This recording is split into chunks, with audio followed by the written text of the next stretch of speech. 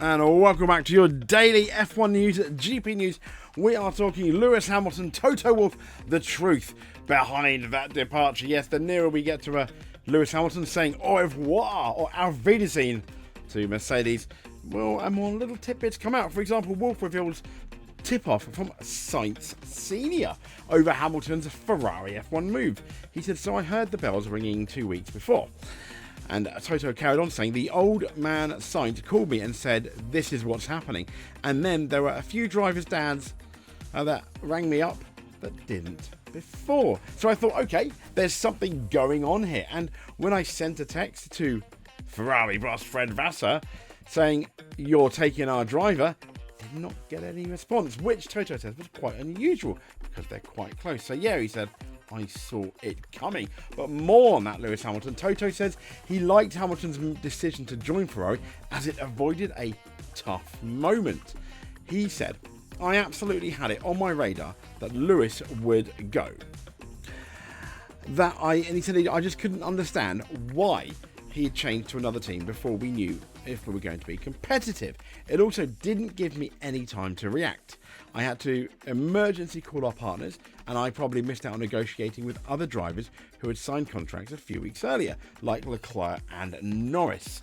Having said that, in hindsight, did Norris save his career by not signing for Mercedes?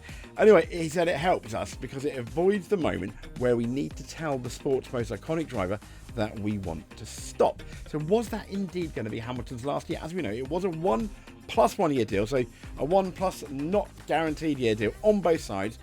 Hamilton wanted a multi-year deal, and he's like, well, see you later. So Toto Wolff was almost the master of his own demise there, really, in a way. So Fred Vassar has called out Ferrari boss and said, "Interlagos, not a dramatic weekend for Ferrari despite a poor result." He said it was a difficult Sunday, but I think overall it's a dramatic weekend. It's more on some choices. It's quite difficult to anticipate the pit stop, he said. And for sure, you can say at the end of the day, if you stay on track and you are waiting for the red flag, the right call, if you crash, you look stupid. He said, honestly, this kind of weekend is quite difficult and difficult to manage from the pit wall to the car. It's more the pace today and the setup that's perhaps problematic. And let's be fair, Ferrari arguably have had one of the fastest cars over the last few races. So Flavio Briatore, yes, the one of the top Alpine people, he has revealed mass Alpine F1 job losses. He said we had to go back to the situation where people would work in a racing team and not in the offices. He said we put everything back where it should be. Alpine UK is now completely independent from the rest. We are now back to the way it was in the Renault days. The engineers who are there now are the only F1 engineers. He also said everything is focused on the team. Those who had to go, they went. When I came here, there were 1,150 people. Now they're 850. Yeah, well, we'll see. So Fernando Alonso, our last story, he has come out and taken aim at the Pirelli tyres, saying they're not top-class tyres. And he would know, he's the longest-running F1 driver there. He's driven the Bridgestones. Not quite the good years, though.